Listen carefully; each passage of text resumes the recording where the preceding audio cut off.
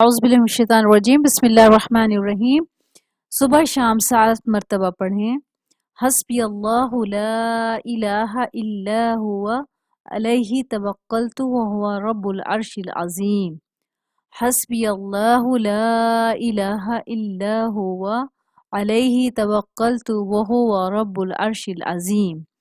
ये दुआ है जिसको हमने सुबह शाम 7 मरतबा पढ़ना है, यानी फजर की नमाज के बाद पढ़ लें 7 मरतबा, और शाम को आप असर की नमाज के बाद भी पढ़ सकते हैं और मगरिब की नमाज के बाद भी पढ़ सकते हैं।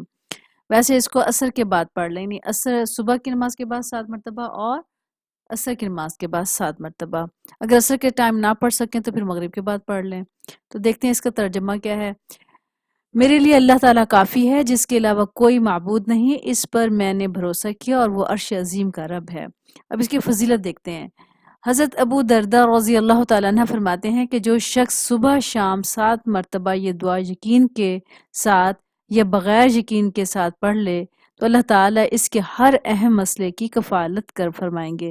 यानी जो भी मसला होगा, जो भी परेशानी होगी, अल्लाह ताला उसको हल करेगा, बशर्ते कि हम इस चीज़ को फजर की नमाज के बाद और असर की नमाज के बाद, या फिर असर की नमाज के बाद अगर ना पढ़ सके तो मगरिब के बाद 7-7 दफ़ा पढ़ लें, अव्वल आखिर दुरूद शरीफ के साथ। तो इंशाअल्लाह जो भी हमारे मसाइल हैं ज़िंदगी में, अल्लाह ताला उन तमाम को हल फरमाएगा। अल्लाह ताला हमें इल्म के साथ अमल करने की, सुन्नतों के मुताबिक अमल करने की तौफीक और सआदत नसीब फरमाए। आमीन या रब्बुल आलमीन। अस्सलामु अलैकुम व रहमतुल्लाहि व बरकातुहू।